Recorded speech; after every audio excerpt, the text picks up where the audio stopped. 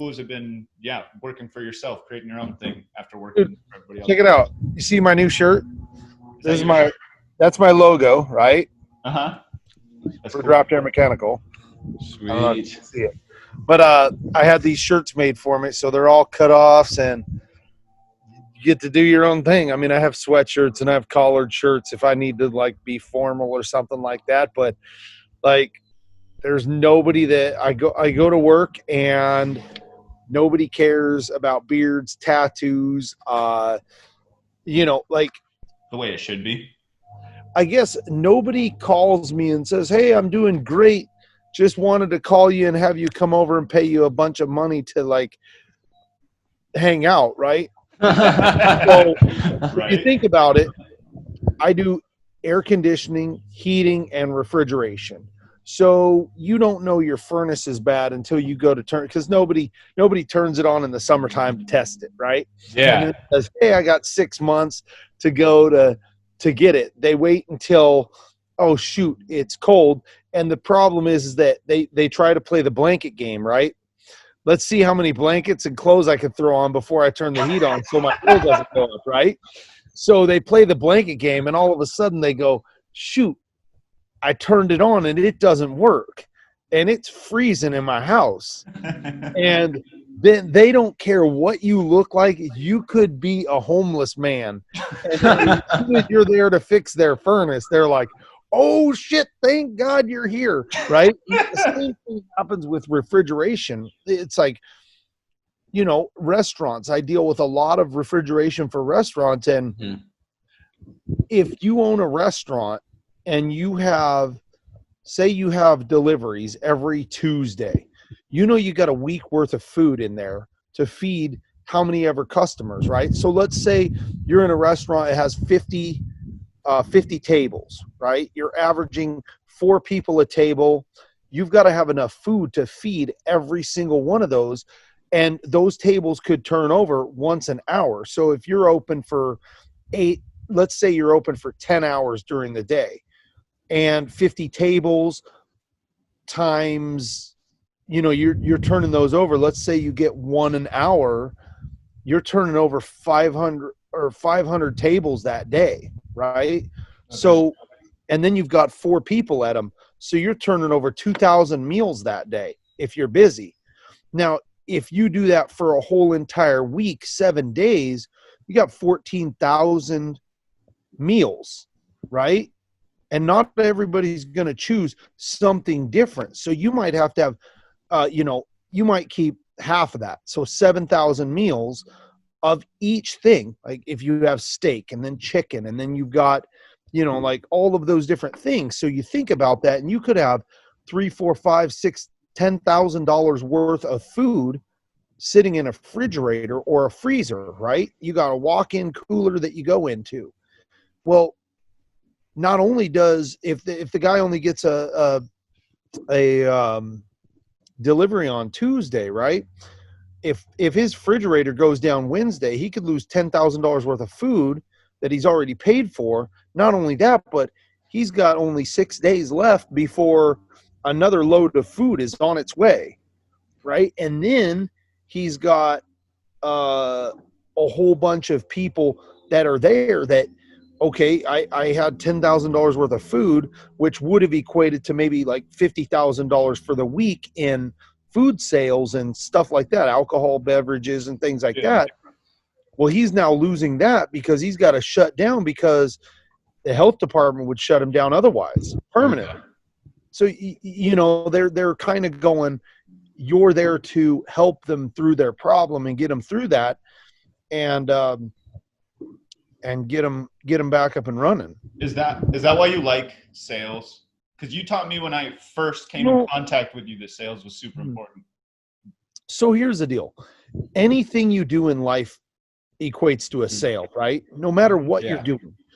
You're selling yourself, you're selling whatever product or services you have. Everything is a sale, no matter what. Some items, people buy without needing any advertising, right? Like it just is that way. Like, and a lot of these things, I don't like, so you see a lot of sports people, they get in these endorsements and stuff, right? Like I don't know about you, but I don't buy a set of shoes, or I don't buy something because some celebrity or some person like endorsed it. I really don't care that Michael Jordan did, Nike basketball shoes. Right. When I go to the store, I try on like 6 different pairs of shoes. And if Michael Jordan didn't endorse Nike, I would still know what Nike is because I would go to a mall, right, and they would sell them on their shelf. Yeah. So like those to me, like when they spend millions of dollars on that, like to me, it's just stupid, right? Like I know that golf's out there, and whether you like golf or hate golf, you're not going to buy golf pants, goofy golf pants, because Tiger Woods wore some, right? Like that's just not like Right. so goofy golf pants, like .com hires Tiger Woods for millions of dollars to put on these fancy little pants with the weird, you know what I mean? Like, Yeah. Who weird. did you come up with that, or did somebody instill that in you? The fact that, No, it's just my thought process. Like I'm not buying. Look, these don't look any different than Oakley's, right? Okay, these are $3 safety glasses from 3M that I wear, right? They're amazing. They say Starlight GS on them because, and then 130 millimeters, right? These things will protect you like UV rays and stuff like that, but also arc flash and things like that when I'm like brazing or something. These are actually safety glasses that you can use. Well, why I lose them so often, man. I'll be in a boat and look over the edge and drop them and stuff. I'd rather lose $3 than $130, and right. nobody knows, unless you're walking around with a price tag on them. Nobody knows the difference, right? I buy stuff for me because this protects my eyes, right? I'm not buying it to show off to you, right? Yeah. Like Right. that's not my style. No. So like, I don't know. I live the Macklemore lifestyle, right? Like I can get stuff at a Goodwill or a thrift shop, or you know what I mean? Like the $2 rack at the 7-Eleven, right? When I'm at the checkout. Here's the deal. Like, think about this. Like the person down the road that has all of that crazy stuff, right? They have all that nice stuff. Yeah, they have all that stuff, and that's cool. Like they're going to try to attract people with it, right? Like I guess that's their goal, is to attract a mate with that sort of stuff. But you know what I mean? Like that's it. Oh, I want to be the cool kid that some girl wants to mate with, right? I guess you got to wear all that stuff. But like I wear Georgia Romeo boots, right? I wear Romeos all the time because they're comfortable, right? Yeah, I have never not Super once. comfortable. They are comfortable, right? Yeah, they are. Okay, so when's the last time you seen a celebrity endorsement for them? Right? I don't know. Never. Like there's thousands and thousands of people out here that wear comfortable shoes, and they don't spend anything on advertising. Now, guess what? Because they don't spend anything on advertising, those shoes cost $60 or $70 and they're quality, right? Or you spend $250 on some Air LeBron Jordan, I don't know what the crap it is, right? Like you spend all this money on it for somebody's name to be slapped on it, and like I just don't get it. Like I mean, it just isn't me. So there's different ways to go about selling stuff. If your product is good or your services are good, you don't need them because your friend is going to tell you about it, right? If you buy that cool new maroon shirt you got on and it's really freaking comfortable, and somebody goes, "Hey, I really like that shirt," you're gonna be like, "Oh, I bought it at." Yeah, you're not a celebrity endorser for like, you know what I mean, PacSun, right? You didn't make any money from them. You just did your own thing, and you like, hey, I tried on a shirt. You know what? It could be something stupid like, well, my mom bought it for me for Christmas and I couldn't disappoint her, so I threw it on a couple of times, and then I found out it's really comfortable. So now I'm wearing this thing like it's amazing. I don't care where she bought it. It could have been. So see, there's like, I could be the marketing guy for Target because, okay, so like ballet, the T is silent, right? So Target, right? You can church it up.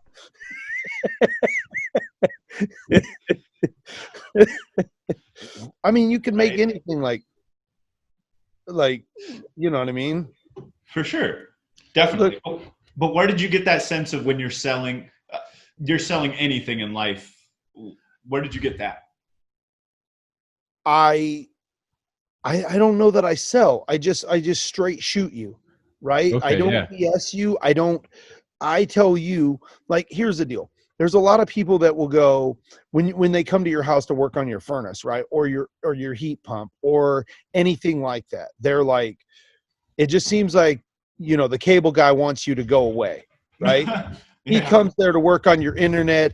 You know that there's a magic cable outside that carries magical little internets to your house, right? And when Mhm. it carries those magical little internets to your house, you don't care how they get there as long as they get there, right?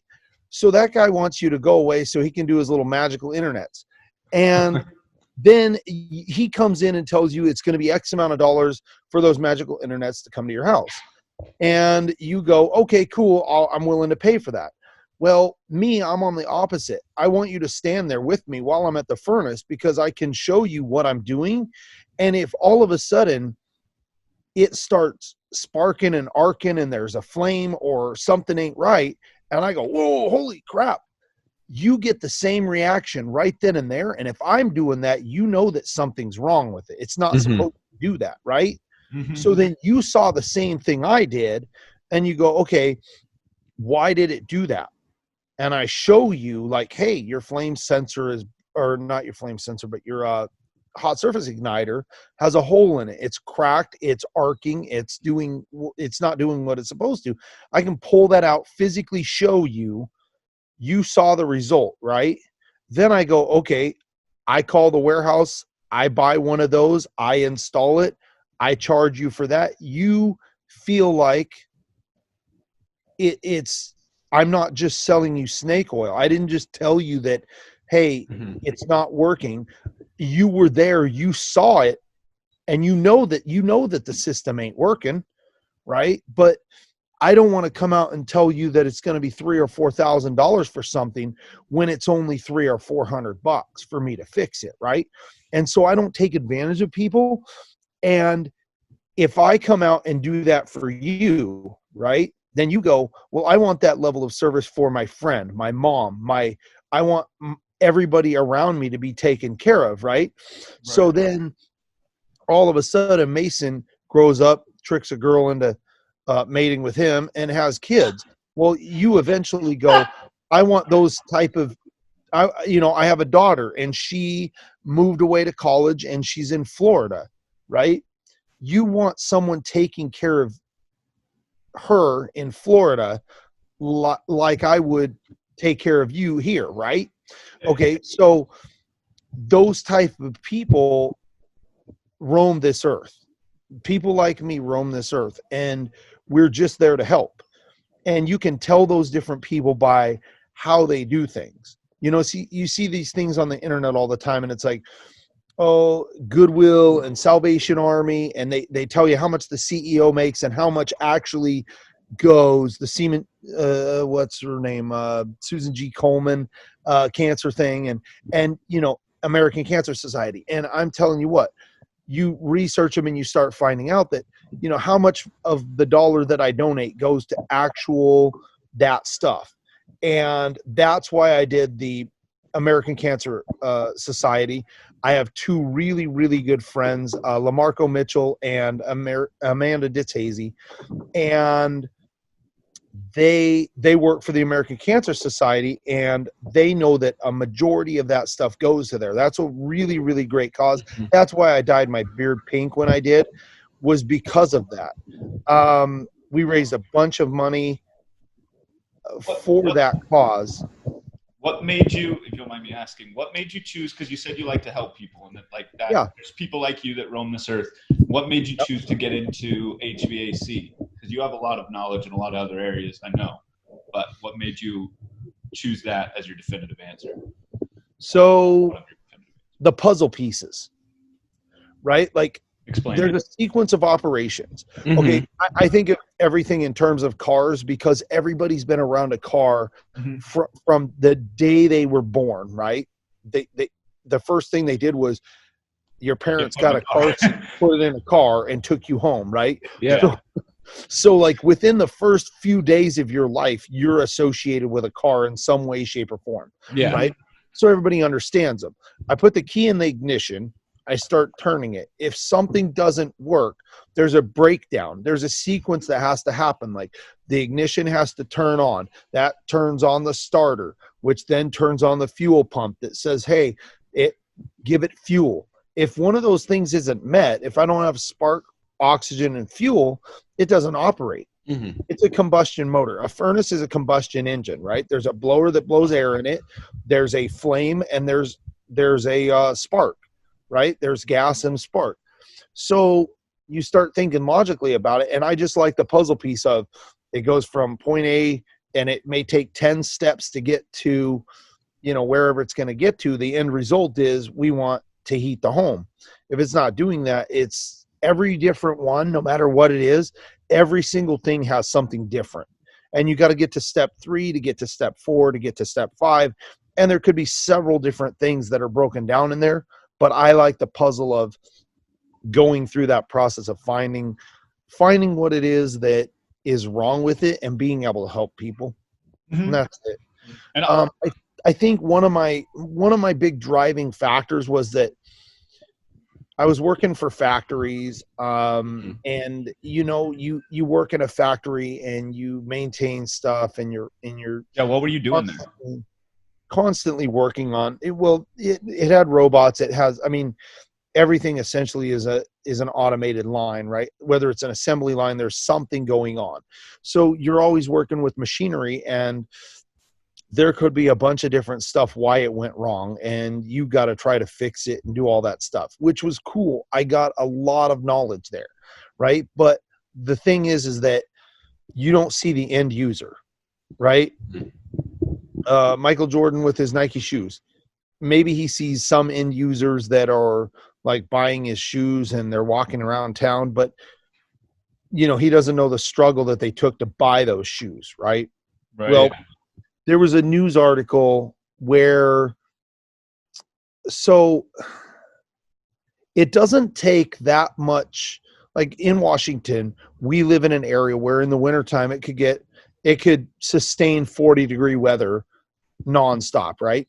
Yeah. And there was an elderly couple, and they called in that their heat was out and they didn't want to pay for the after hours, weekend prices. And I get that. Right. And so they were on the schedule to be worked on Monday. Well, they passed away over the weekend because they just froze to death. So to me, I go, I don't want that I wouldn't want that to be my grandma. I wouldn't want it to be my grandpa. I wouldn't want it to be anyone's. So I don't know if it's not like it's weird to think about. I didn't set out on a quest, but I set out to go, I think I can do better for people. Mhm. Right. And when I start doing better for people, they go, it just fueled my fire. It's you find something you're passionate about, and then you just go full boat into it. And if you're good at what you do, and you enjoy it, then you have fun. I have fun. I drive around in my van and I go help people here and there, and I do a bunch of stuff. And yesterday I was at two different restaurants. I got a message this morning that the cooler is down to 37 degrees and holding temperature, which is what it should be doing. It's pulling heat out like amazing.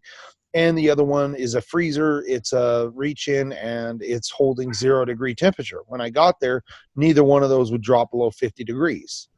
And so it's just stuff like that you have. I guess let's think of it like this, right? People think of one little thing, right?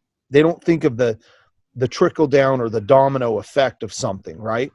If that freezer goes down and they have no food, there's no reason for a cook to be there, right?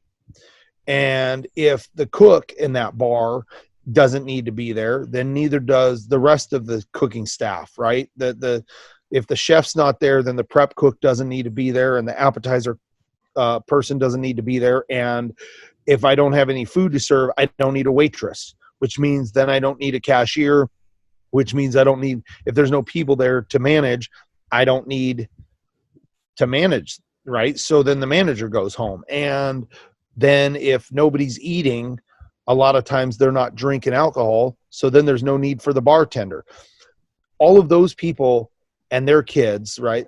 Like the bartender that's there, she relies on that money and tips to support her family, to pay her insurance, to pay her rent.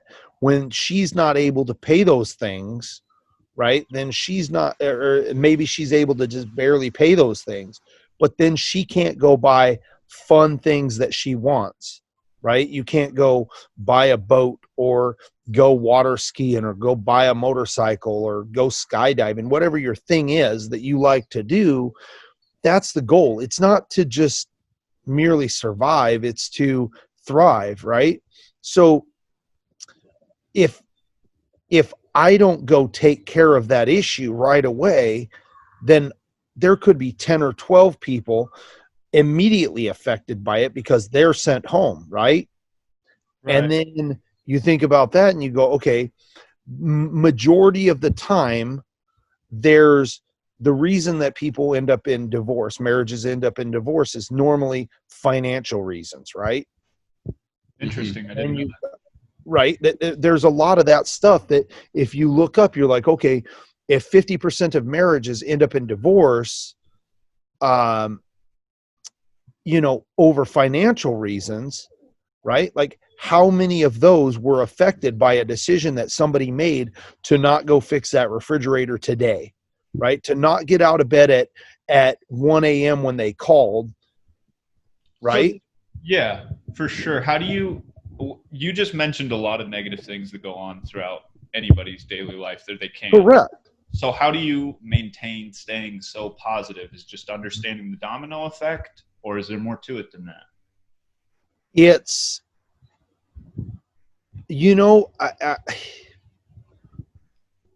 I just go, okay, so there's a lot of people in life that you come into contact with and they're in history books, and it took one person to make a difference, right? One person can make a difference, and I may not make a difference in 10,000 people's lives, right? But think of this. You made a difference in mine. Well, and I hope so, right? Like, I mean, it just, you never know who you're going to come in contact with, and you never know what that person's going to do, right? Like, okay, so what happens if, I mean, you're even impacting our audience by giving them this gold knowledge. Some people are restricted on the knowledge they're willing to give out. Well, and I'm not. I mean, look, here's the deal. Like I told you the other day, you asked me straight out, yes, why? That was it. That was a question, and I told you. The phrase I live by is rising tides lift all ships, right? So we're all in this ocean together. We can poke holes in each other's boats, or we can help each other all float, right? And I just go, if I make the difference in one person's life, right? You go on to make a difference in 10 people's lives through whatever it is you do, whatever it is you're passionate about, whatever it is you do, right? So then you make a difference in the lives of those people who then go on and spread that, right? You've got two choices. I mean, there is so much negativity in the world. We don't need to perpetuate more of it. Dude, one person can make a difference in at least one other person's life, right? And that person can then make a difference in maybe two people's lives. And if that makes you to me, that's more than anything. Like you get into people who go, well, there's no one right answer. I don't go to church on Sunday. And the reason is because I think that if there's something out there that some deity, I don't know what it is, but if there's something out there, it wants us to do good, right? And if I can go do good out in the world, I, I, I think I'm serving that purpose, and I'm doing what I was put here on earth. I mean, here's the deal. Think about this, Mason. Mm-hmm. When your mom and dad got together, right? That was a once in a million, chance that they met each other. Right. Out of that love came Mason, right? And out of that, he was the fastest swimmer, believe it or not. Right? Like, yeah. Okay. So you being the fastest swimmer, right? You've already beaten the odds. Now think about this: out of the how many ever millions of people, children that are born every year, right? Mm-hmm. There's things that they come in contact with: miscarriages, abortions, adoption, just born into the wrong family, or look, we've already won the lottery. I was born in America, right? He says that all the time. Think about this. Like, think about this. There is no better country, and I've been to 47 of them. There is no better country to do what you want to do. If you wake up today and decide you want to go to the lake and go swimming, there's nothing stopping you from doing that, right? I don't even care if it's 2 degrees outside. If you choose that you want to go swimming today, you can go swimming today, right? You just have the ability to do whatever it is you want to do, right? There's a lot of places out there that you just can't. And until you visit those and understand that what's out there and there's a lot of stuff out there that you just, until you visit it, until you live it, you'll just never know. Yeah. Totally. I think those are some really wise words. What's up? So you just got to try to live the best life that you can live and do right by others. I mean, if you do that, like, the sky's the limit, right? Yeah, totally. Yeah. Shifting lanes a little bit. Yeah. I know. So how long have you been with the HVAC company that you built? Because we kind of separated. Me and you stopped being at the same company roughly like 4 years ago, something like that. Yeah. So I started, actually, my business license and everything came through. It's kind of funny because you know how you see companies that are like, they say EST, established this year or whatever. Mm-hmm. Mine actually says 2018, right? Because that's the year that it was established. Right. But it was December 31st of 2018. So like, it says established 2018. So I was working on my business license. I was working on all of that stuff. And December 31st, Elle and I finally, it came through. I've been doing HVAC off and on in different things for about 15 years, and it was just in different aspects of it, whether it's dealing with refrigeration, ammonia refrigeration, whether it was dealing with heating and dryers, any of that type of stuff. Yeah. Didn't you do a lot of work and stuff on the Army bases and whatnot too? Yeah, I did that for a while. I did a lot of maintenance stuff and things like that. I was one of the emergency guys that would come out, cut a hole in your ceiling if it's leaking and stop the leak, and then get things running. If your furnace wasn't running and it was cold, I would, make that stuff happen and things. I've done a lot of different stuff in my life. Right. Actually, I want to hit on the next one, which is, I know you have your HVAC thing, but you also are pretty heavy in real estate, I believe, right? Yeah, so we do. I research it because it's fun, right? Mm-hmm. And we've had rental homes, and then I've helped my mom get a rental home, and I've helped that process of understanding how it all works. There's a lot of things I haven't done, like a 1031 exchange. I haven't done one, but I've helped people through them, walking through them and doing that sort of stuff. And luckily I haven't had to do one, just because I don't tend to sell stuff. I mean, I tend to buy stuff and not sell it. I like to just hold on to it. Do you have any recommendations for people because I mean, like later on in my life, I see myself getting into real estate. What would you, if I showed up at your door and asked you, give me some free advice, what is one thing you'd give me?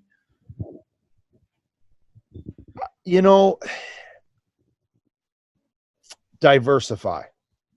And it's weird to think about, but I mean, if let's say that you have $100,000 to spend, and you can purchase one home and rent it out. You own it outright. Every month you still have to pay all of the type of you have to pay the insurance, and you have to pay the taxes and things like that on it, right? So, and then if that home is not rented out, you have to make the mortgage payment on that home. If it's 2 months or 3 months, right? Say something happens where the resident or tenant floods it out. You have to pay for the mortgage. You have to pay for the repair. Even if it's an insurance thing, you're still paying that. So diversify your portfolio, basically. Well, let's say this. Let's say I still have that $100,000, and I've got, if you are able to put usually 20%, 25% down on each home, right? Let's say in that instance, I still have that 100,000, but I could mortgage 4 properties instead of 1, right? Now I've put 20% down, even though I have a mortgage on each of those 4 that I have to pay. And let's say on the one home, I make $1,000 a month in a mortgage or a income, right?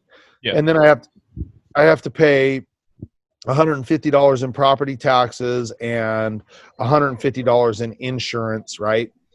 And I come out of that making oh, my son was letting the dog. That's what it sounded like. Yeah. Let's say I come out of that making, what is it, 300. So let's say I make $700 a month off of that, right? $700 a month doesn't seem like, it seems like a good amount. That's an awesome investment, right? I'm making $700 a month. But then what ends up happening, and people get in trouble this way, is then they go, okay, I count that $700 as part of my income. So now I go and let's say I make $2,000 a month income, and then I have that $700. Now I can base it off of $2,700, and I go out and get me a mortgage for a house that's $1,700, and then that gives me $1,000 to live off of. The problem is that as soon as somebody moves out and it's not rented for a month, you now have to pay that $700, plus it comes out of the $2,000 you got. So now you got $300 to live on for the rest of the month. And I don't know about you, but I don't like to starve. It's not a good feeling. It's not a good thought. It's not a good look, man. It's just not a good look on you. And if you're trying to attract a mate, starving is not the way to do it. Right. So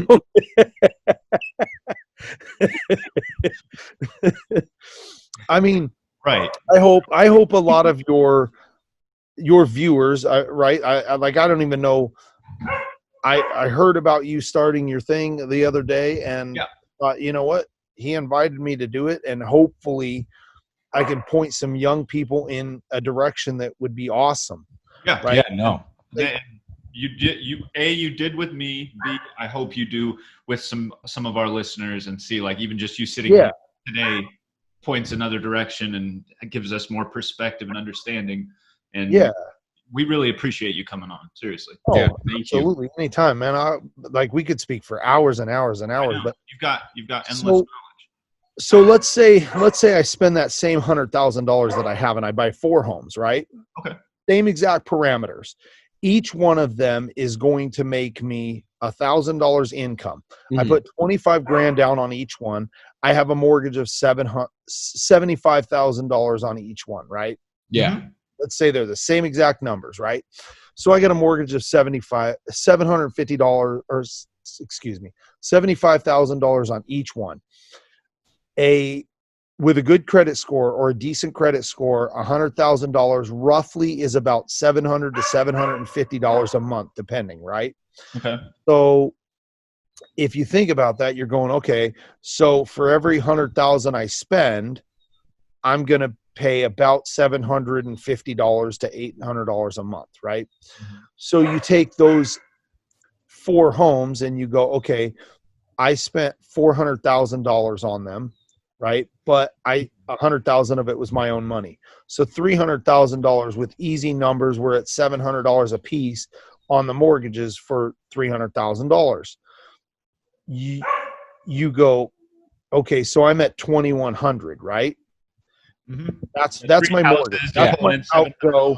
Four houses at $700. Well, 4 houses, you owe 75 grand on each. So 150 and 150 is 300, right? So you're going to owe about 21 to probably about more like $2,200 a month, right? On those 4 homes. That's your mortgage every single month.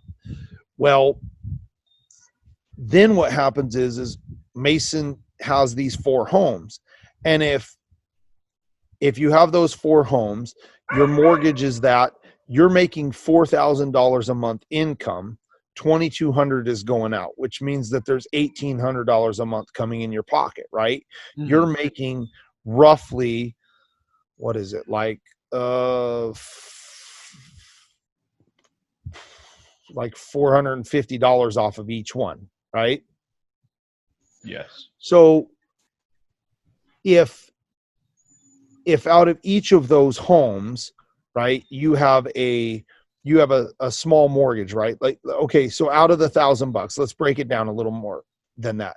Out of the $1,000 you're making off of each one, you've determined that I have a $750 a month mortgage, right? Mhm. So let's say that equates to, with a mortgage, insurance, taxes, everything, it equates to $600. So every month, $400 a month goes right into your pocket, right? Okay. Well, if 3 of them are rented out and one of them goes vacant for a month, the other 3 are picking up the tab. Okay. Never use that money never use it as an income, just use it as bonus income, right? Think of it as, just extra money that you Like an didn't investment have. fund almost? Yeah, leave it alone and go, it's an emergency fund. Okay. Use it as an emergency fund and go, hey, I'm still living off the $2,000 a month that I make from my employment or whatever it is, right? Mm-hmm.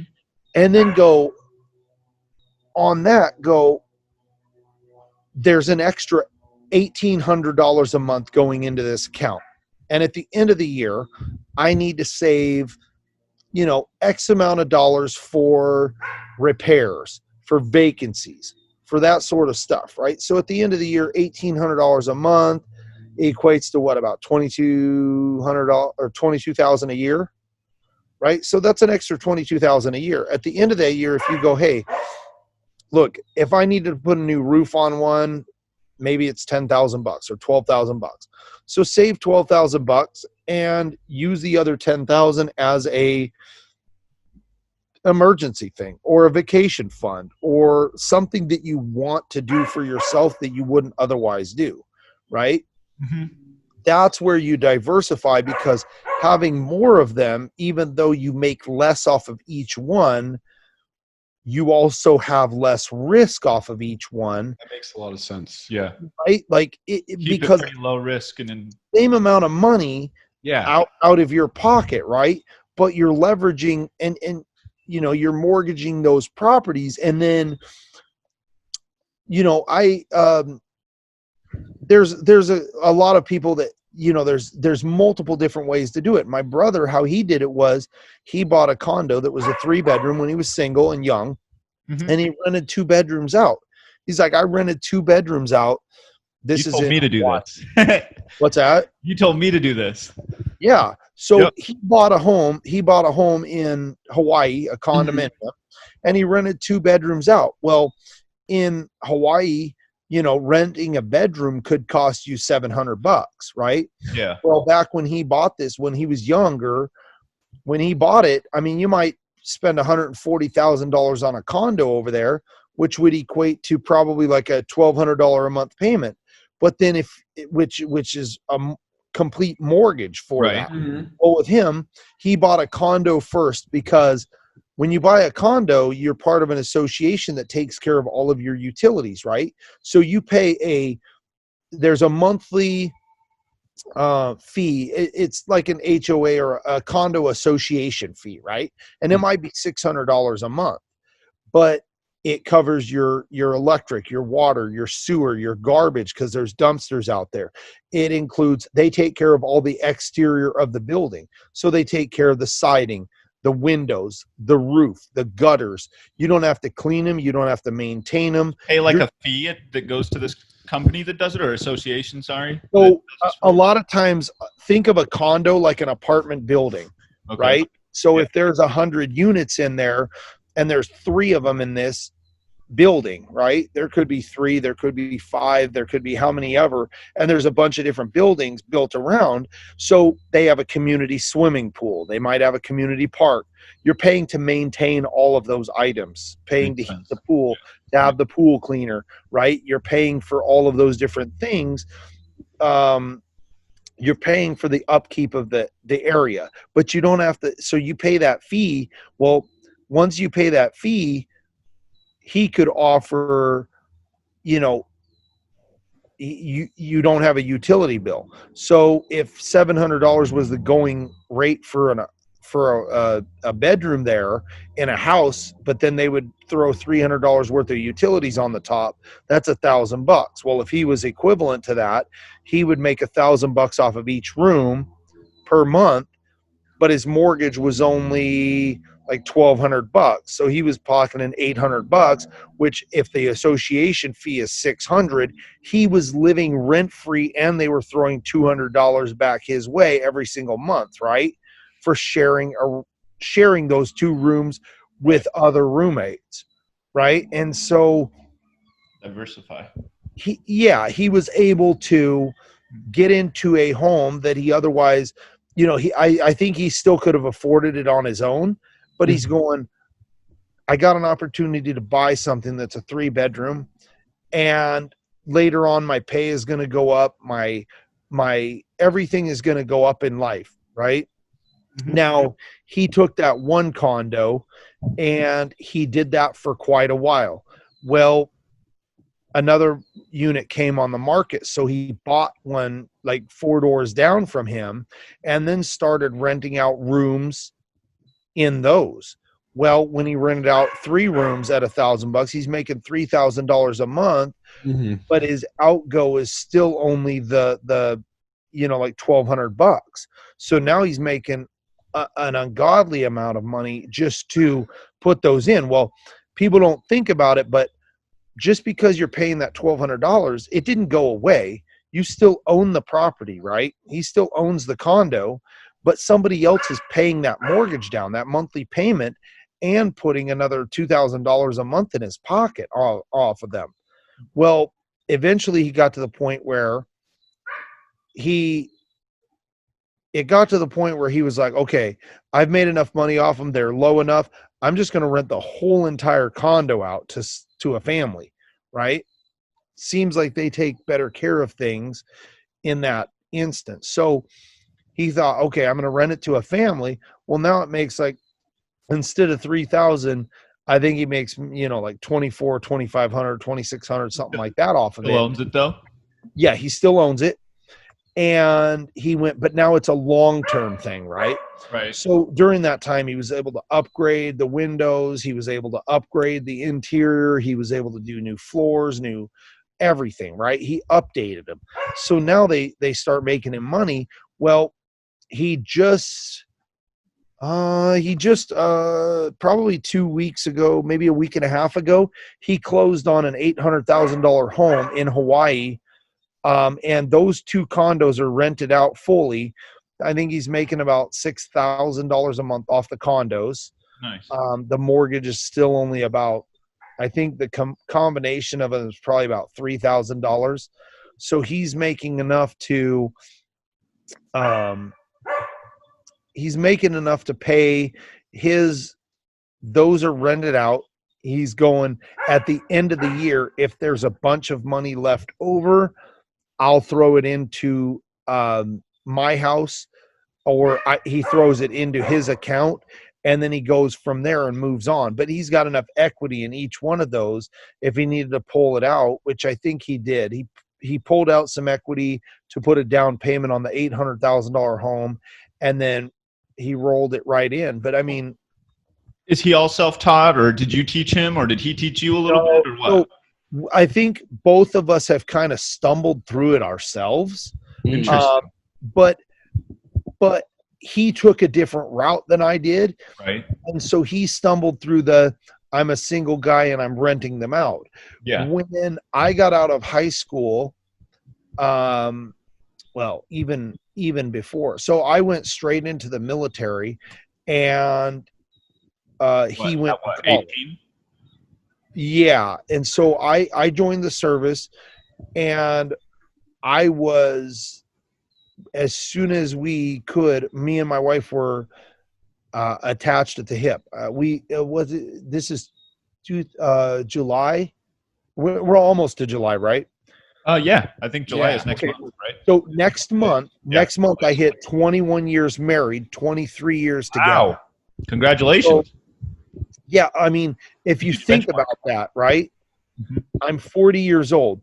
Over half of my life has been married. Wow. The other part of it was when I was under the age of 18. Growing up. All that, right? Like I was a child in someone else's home.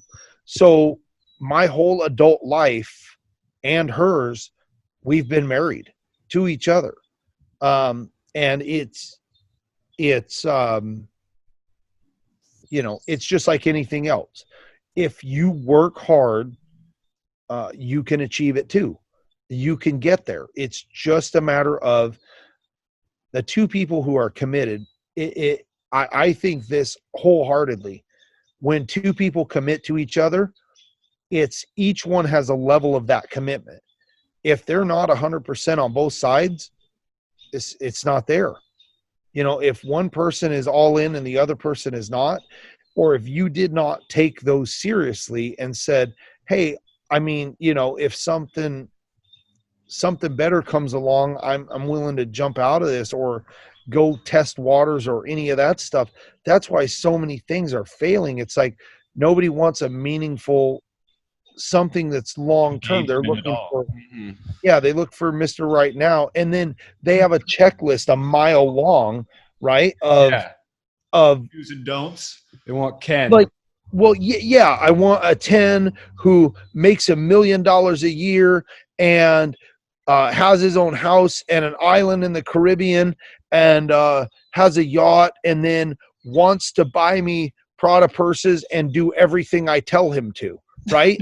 That's like, they have a checklist a mile long, and it's like, okay, look, lady, that's not like Not reasonable. If you're looking for somebody who's already established there, you bring 0 to the table. Yeah. True. Find you a man who has nothing and build him into that millionaire, then you got something, right? Like, right. I mean, we've been together. She raised my kids, right? When I was away or had to do something for the military, she was there to make sure that they had a great upbringing. And I was there to make sure that she didn't ever have to worry where her kids or she was getting fed from, right? Yeah, no. That is a team effort. That's all it is. And that team is only as strong as its weakest member, right? Right. So if you build each other up, there is no weak member, right? You gotta try to make that. And I hope that somebody out there hears that and says, you know what, that's what I'm looking for. I'm looking for, stick it out, man. If you're in love with a person, stick it out. None of this financial stuff. In the end of the day, you don't get to take nothing with you, right? You can try, but It's the it doesn't work. Like I saw a thing, oh man, it was a couple years ago. I saw this thing, and I thought it was kind of hilarious. You know, this old man, he has multi millions of dollars right in the bank, and he, in his will, he has it that he wants it buried with him, and he dies, and his widow walks up there with a little piece of paper in front of everybody and sticks the little piece of paper inside the casket. And the whole family's going, wait, I thought you were going to bring bags of money in here because he wanted buried with all of his money. And she said, yeah, it was $7 million in the account, and I wrote him a check for it. And the minute he can cash that check, he can have all of it. You smart woman. Right? You know what I mean? So like what good does it do? Right? You can't take anything with you, but you can leave a lasting impression on people. You can, and you can leave a legacy that lasts a long, long time. You can instill things, hard work and determination in your kids, like mine.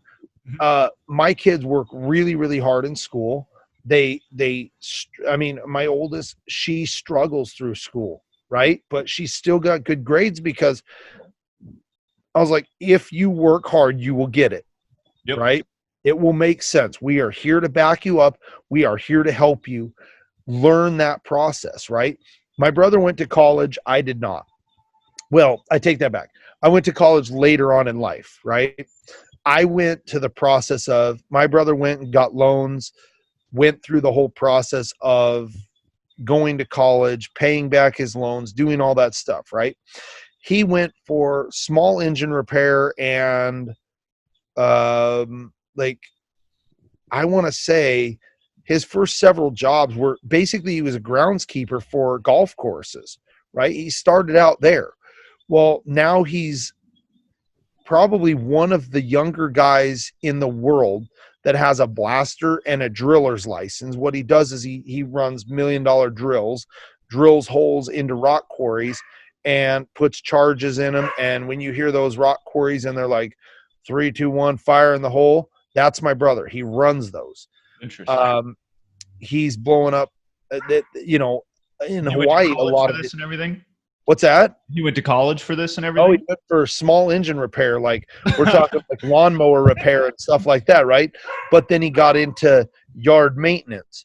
Well, the path he took to get there is quite amazing, right? So he started out in small engine repair, which was dealing with edgers and trimmers and you know, equipment for golf courses, right? Running those little things. Oh, Marley must see his family inside there. Anyway, my neighbor's dog is barking. Sorry if it. No, it's good, okay.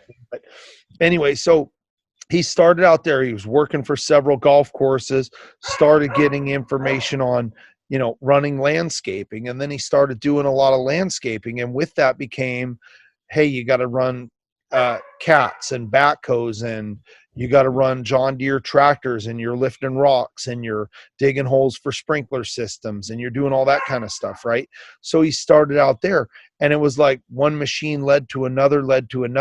Next thing you know, he was dealing with pipe laying in Seattle, where they're tearing up all the roads, and then they put all the new sewer systems and fiber optics cables and all that down in them. And then he started doing that and got a job opportunity in Hawaii, went over there, and was that when he bought the condos and everything? Yep. And when he got to Hawaii, his goal was to come back here, right? Well, he got there, and there's a lot of people who would get landlocked over there or have a concern about being on the island. Well, it thrived for him. He was okay with it. He went to college in Walla Walla, over by the prison system, and he went over to Hawaii. He loved it because I think he had a little bit different thing, because there's rock quarries, but they're on all the different islands. So when he was doing something on one island, they would just fly him from island to island. So he wasn't as locked in as most people would be, right? Yeah. If Right. you get there and you have no money and you can't leave, you're locked. If you decide tomorrow that you want to go to Florida, you got several ways to get there, right? You can jump in a car if you have one. You can Car, get a train, bicycle. plane. You can walk, train, all those different things. I mean, you can walk to Florida tomorrow if you want. You start Forrest Gumping your way there, and next thing you know, you're in Florida, right? That's Yeah. the freedom that you have. In Hawaii, you can't start walking and end up in Florida. It just doesn't work that way, right?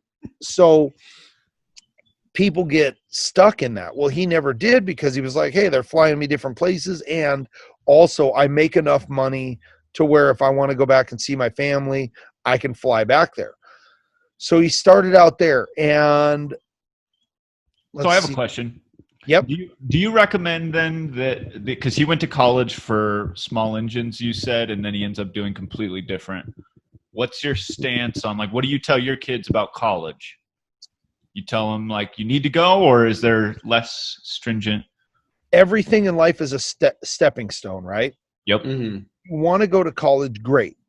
If that's what it takes to get to your career choice, then do it. But there are many, many different ways to get to that career. And I can tell you this. If you ask every kid in America, if he said, hey, when I grow up, I want to be a heavy machinery operator, maybe you'll get a handful of them, right? Mm-hmm. Most of them, it's like, oh, I want to be a police officer. I want to be a fireman. I want to be a doctor. I want to be, whatever it is they want to be, right? Very little will say, hey, I want to be an HVAC technician, right?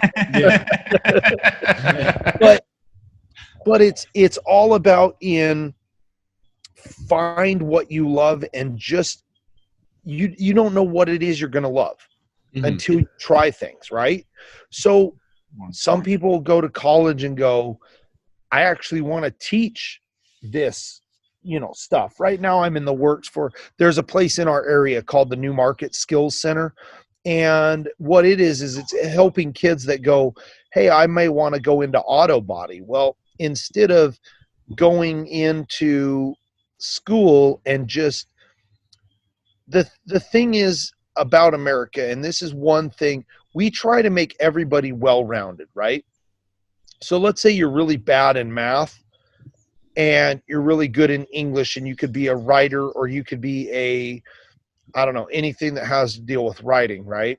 You could be a copywriter. You could be a newspaper editor. You could be any of those things. You could be a publisher. You're really good at proofreading and stuff like that for a big publishing company that makes books.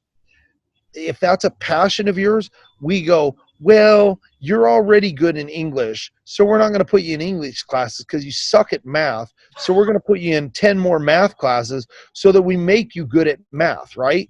Yep. There's other countries out there that decide, you know what, this person is a really good architect or a drawer, and instead of us putting them in a math class, we're going to go ahead and put you in classes that are geared toward what your passion is. Now your passion may change. That's 100% absolutely. I think a majority of people's passions change, right? They morph. Yeah. In fact, I have a guy that is an attorney that said a really great guy, but he went to law school, and he could be an attorney, and he thought, I really like this. He would watch Law and Order shows, right? And think he was going to be Matlock in a courtroom, and he was going to be doing like interrogating people in the box, and he was just going to be like, you did it, and there was going to be some big conviction and all of this different stuff, right? Yeah. And he finds out, he's like, as soon as I get out of law school, I got to go work for a company for the next 10 years, just looking with my nose in law books, just assisting somebody who's in the courtroom. Like the lead attorney on this is going to be the guy that's pointing the finger and drilling the guy in the jury box, or the box, And he's like, I'm going to sit here for the next 10 years with my nose in a book after spending 6 years in college with my nose in a book. Now I've got to learn more and more law. And I go, you think about that and you go, yeah, he's going to have to spend that 10 years with his nose in a book, right? But you have someone else's life in your hand if you're a criminal defense attorney, Right. or if you're something like that, right? So you don't want the guy who just got out of school. You want the guy who has put his nose in the book and knows these laws inside and out and everything that pertains to the type of stuff he's going to be doing.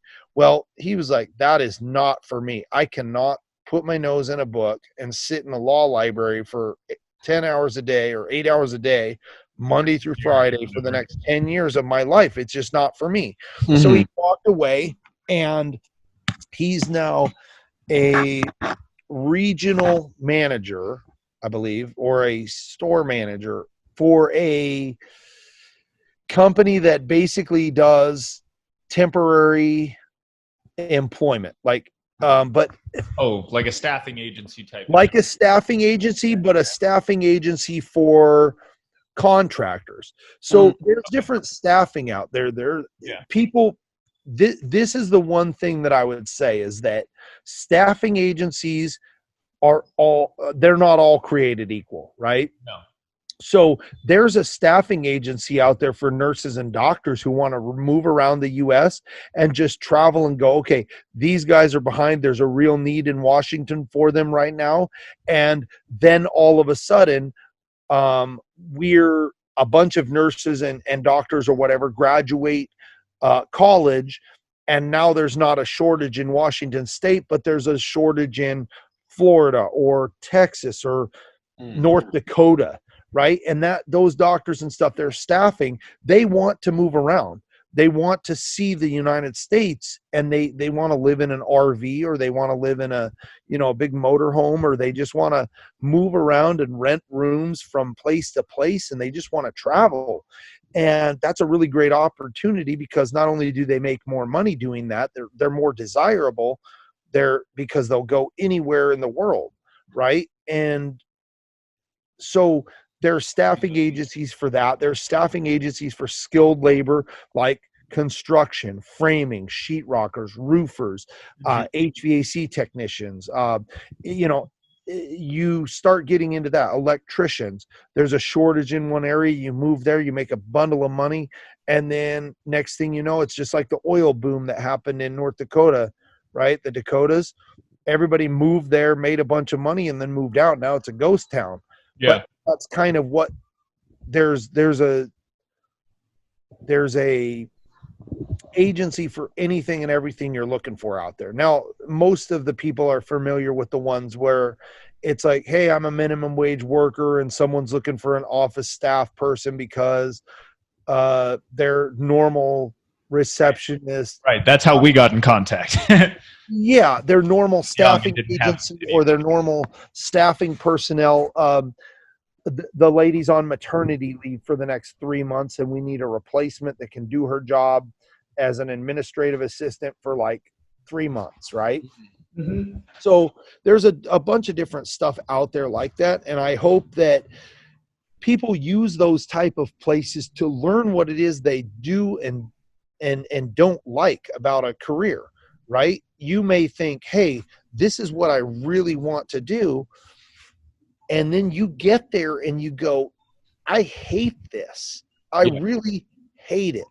Well, if you go to one of those during the summer, like between your senior year in high school and your college, and you go every summer and you go and intern at different places, go get on a staffing agency and just earn a little bit of extra money, but go, hey, I learned I'm going to be, working as a receptionist in a dental office.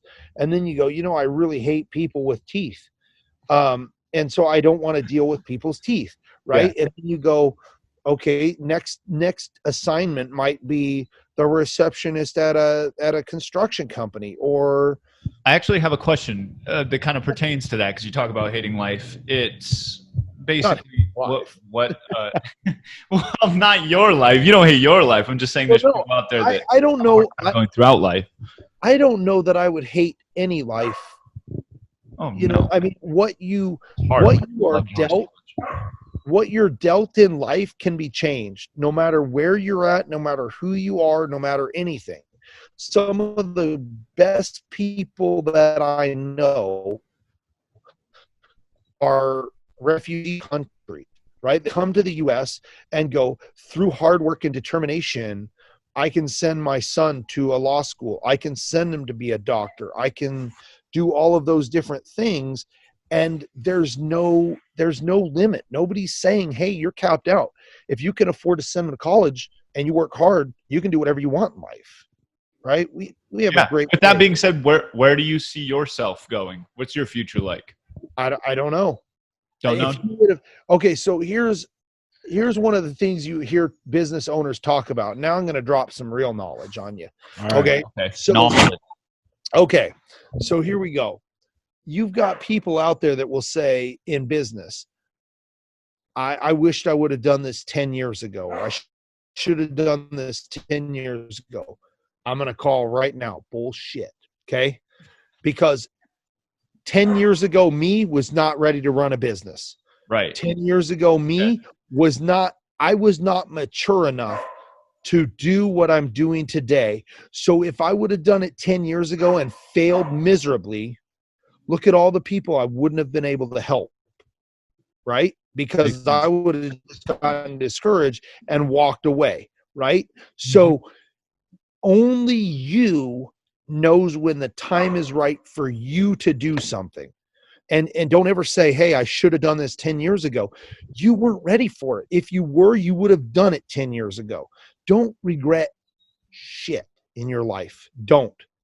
Because you, through every one of those, you have 10 more years of experience. You have 10 more years of sticking your nose in that law book, right? If you say, hey, I would have done this 10 years ago. Well, yeah, okay. Well, 10 years ago, lawyer that didn't stick his nose in a book got a bunch of people convicted of crimes they either didn't do or got heavier sentences than they should have gotten because he didn't know what he was doing, right? Don't hurt people in the long run because you feel you're ready. If you don't feel you're ready for that, don't do it. Go through the steps in the process, and when you do, it makes it that much more worth it. Right? Everything in life, it's a marathon. It's not a sprint. You're not going to get there in 2 days from now. You're going to get there in the long run. Put the work in, right? And once you've built something amazing, you can stand back and look at it and go, I built that. I built it from the ground up. I struggled. And I struggled with all of these different things. And now I can go out and teach someone else how not to struggle. Right? Those lessons are why we even created all this, why you're here today for us. I mean, like, so I think that's an epic point to learn. And not everybody's path, right? Like, not everybody's path is entrepreneurship. Not everybody's path is a business owner. Not everybody's path. Some people go, hey, I'm really happy with working for someone else. But you know what? Make yourself worth something to someone, right? So let's put it this way. If somebody, I can't train personality, right? I can't train how you talk to my customers, how you treat my customers. I can train HVAC to a monkey if given enough time, right? But I can't train them to talk to my customers properly, take care of my customers. I can't teach that, right? So show someone that you're worth investing the money and the time in to train in your prospective field, and you will go a lot further than you will trying to get off on your knowledge that you learned today, because it's obsolete. The knowledge and the stuff you have today, it moves as fast as computer systems are updating, right? Yeah. Reading gauges in HVAC, although it's nice to be able to know how to read analog gauges that sit there and the dial goes up and down and up and down. But now it's like, okay, now you hand them a digital gauge and say, program this, calibrate it, and use it. And they look at you like you've got a foot coming out of your forehead, right? And you go, okay, well, if you say you know how to do something and you don't, the old fake it till you make it doesn't happen, because I don't want to babysit you. I can't. I don't have time to babysit you. Now, if you come straight out and say, this is something I don't have any idea on, okay, well, guess what? I'm going to spend the time and the money to invest in you to make you better, because it makes me better. There's some companies out there that look like, if I hire Mason and Mason fails, was it Mason's fault he failed or my fault he failed? It's mine. I wasn't able to train him properly, so his failure rests on my shoulders, right? Mm-hmm. If he's got the personality and the ability to do what it is I need him to do for my customers, the rest of it is on me to train you in that field and make you better, right? If I don't make you better, then what good am I, and what good am I doing you, and what good am I doing me? I want to get to the point where you can walk out the door in the morning and I have faith that you're going to hop in my van with my logo on it and you're going to treat people with respect. I don't want someone who's going to fly out, and I do the same thing. I'll have road rage here and there. Somebody will do something and really tick me off. And you know what? In fact, I'm going to tell you a story about one I did not too long ago. So here's the deal. When you drive a company van, it has your phone number right on it. Oh, yeah. Right?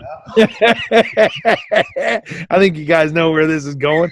So I was driving on the freeway here, and, my brain was going 10,000 miles a minute. My van is my office. My truck is my office. Whatever driver's seat I'm sitting in, I might have a call coming in from a customer. And then all of a sudden it's like that Bluetooth is, I'm clicking it in my ear and going, talking to the next person. And it might be my warehouse calling me back saying, hey, we found the part you needed. We got it on order. Mm-hmm. It might be anything. It might be my tax account guy going, hey, I got to get authorization to pay your tax bill this month. It could be anything. So I'm working from that, right? My brain is, although I'm present there, sometimes I overlook a step. One of them that morning was looking in so you got mirrors on both sides of the van, but they don't show your blind spot, and you have a huge one in a van, right? Especially with no windows. So there's I got these little round, I call them fish eyes, that go on your mirror so that you can see the blind spot. Well, I failed to look at that. I switched lanes. I cut a guy off. He calls me out on it, right? Calls me on my work phone. I'm busy, but I just told the guy to piss off, And I thought, I got to my job. I'm going, you know what? This morning, the parts didn't come in like I wanted. This morning hasn't been going well for me, right? I woke up on the wrong side of the bed. I did a few things. Probably not the best way to portray my company was to tell a guy to piss off, right? So I actually call the guy back and I say, hey, look, man, had a bad day. I didn't check my blind spot. It was my fault I cut you off. I switched lanes. I didn't realize it. Thank you for not, because if it would have been me, he could have, right then and there, it would have been a pit maneuver. I would have swerved around. I could have died. Anything could have happened to me that morning. But I thought, you know what? I've learned something from a guy named Kieran Murray. And he's told me, you get to change your story, right? That guy's story, he was pissed off. He was going to call me. He was going to gripe and complain, right? But he doesn't know that my grandpa just passed away from cancer 2 weeks prior to that. He doesn't know that, that I was having a bad morning. But you get to, if you're in his shoes, you get to rewrite that story. You get to say, hey, you know what? That guy just didn't mean to cut me off, and now I'm going to flip him off and get in front of him and slam on the brakes and do all kinds of fun stuff, right? And that makes me look really bad. But I get to say, what I'm going to do is think that, you know what, that guy might have got bad news that his kid is dying, right? I get to change the story. Now I'm sympathetic to that, and I go, you know what? It's not that big a deal in the grand scheme of things, right? So you can write your own story every single day when you wake up. You can write that and you can say, you know what, really. So think of the last big issue you really had in the last 6 months in your life, right? Where you were like, I don't know if I could, if I'm going to make it the next 6 months. Some of your viewers, some of you may even have contemplated suicide in the last 6 months. I'm telling you, nothing is that big of a deal. It's going to work itself out. There's nothing in life. I mean, I used to get bad grades in school, right? And they would send us home with report cards back when they were printed, and they didn't have this skyward stuff where your parents are notified instantly that your report card's on the way home, right? So I used to do the fun thing of I would hide it in my backpack, and guess what?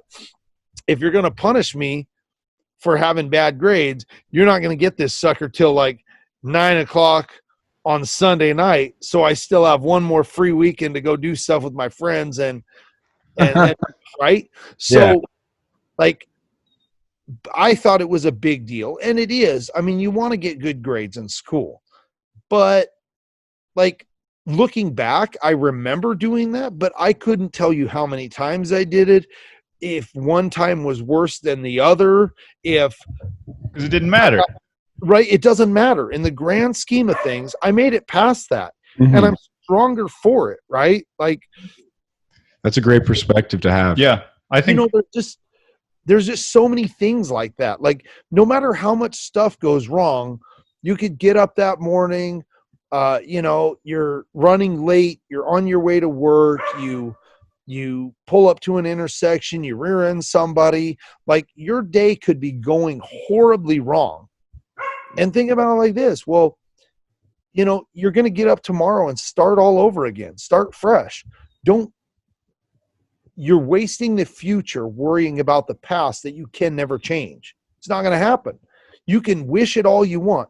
The world has been trying to find a time machine since the beginning of time and hasn't found one yet, right? Like, we have all kinds of Bill and Ted's Excellent Adventures where they get in the telephone booth or the TARDIS or whatever you want to call it, and they go back in time and they do all this stuff, and they get in a DeLorean and they go back and change all of the past and stuff like that. And guess what? Those are really fantasy movies, right? Yeah. But they just not reality. So if you waste the time that you have worrying about something you can't change, like, you can't.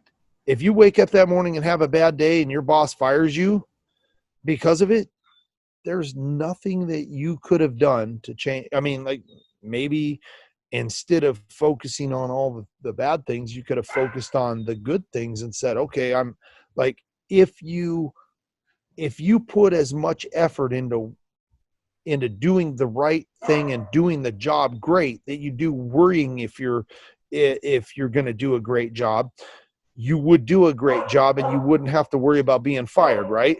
So Right. like, Yeah. catch 22 there on those type of things where you're going, if I put all the effort that I have into this instead of worrying, like starting a business, right? If you put as much effort into starting that business, making it run, and not worrying about whether you're going to fail or succeed, you're not wasting your time thinking about all the ways you can fail. There's a lot of ways you can fail and a lot of ways you can succeed, right? And you just have to find that path. And it's different for everybody. Something as simple as how you treat your customers. My customer base is almost all word of mouth and referrals. I don't do hardly any advertising. I mean, I put my name on some golf stuff at some golf courses for a while, and it just didn't pan out. Like, I wasn't getting calls from it. But then it's like, I go out and I treat my customer really, really well, and I didn't spend any money. Actually, I made money while I was at that call because they called me out to work on their stuff. Well, then they referred me 10 of their friends and people, and now I've made more money off of that one person handing out business cards and just doing the right thing. It just goes a long way. It really does. And you can look at things in different ways, but I mean, find your path, your truth, and stick to it. And if it fails, it's not a failure because you did the right thing in what you were doing and you didn't waver from it, right? So you stuck that course, stay the course, and go all out. And then if it doesn't work out, you have to look at it and take a step back and say, okay, why didn't it work?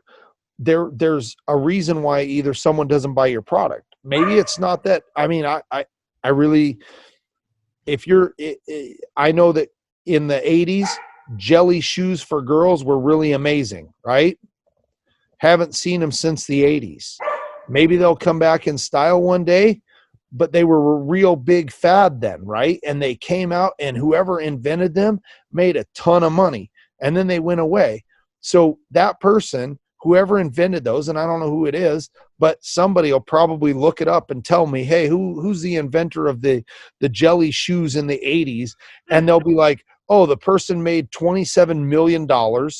Of that money, after the factories and everything else, they retired with $3 million.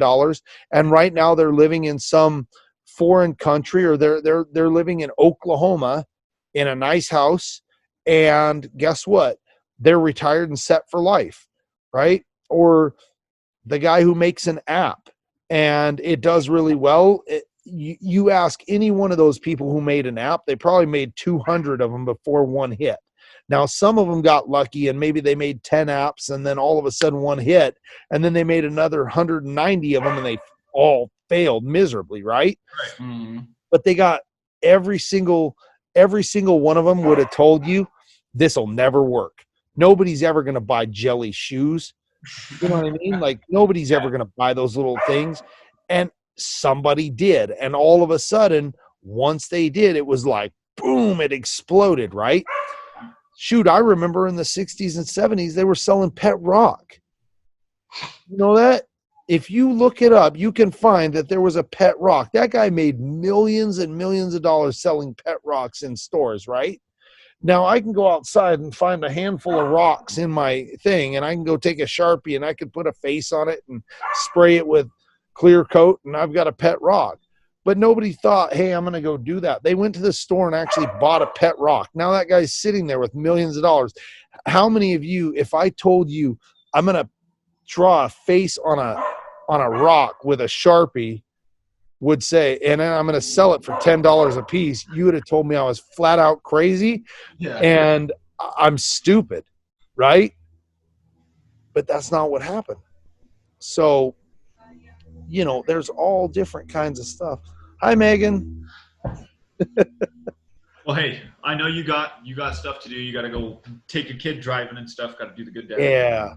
Yeah, of course. But so before we leave here today, I just want to say thank you. I super appreciate you coming on, man. Oh, no problem, man. It means a lot, and listening to you talk's always wonderful.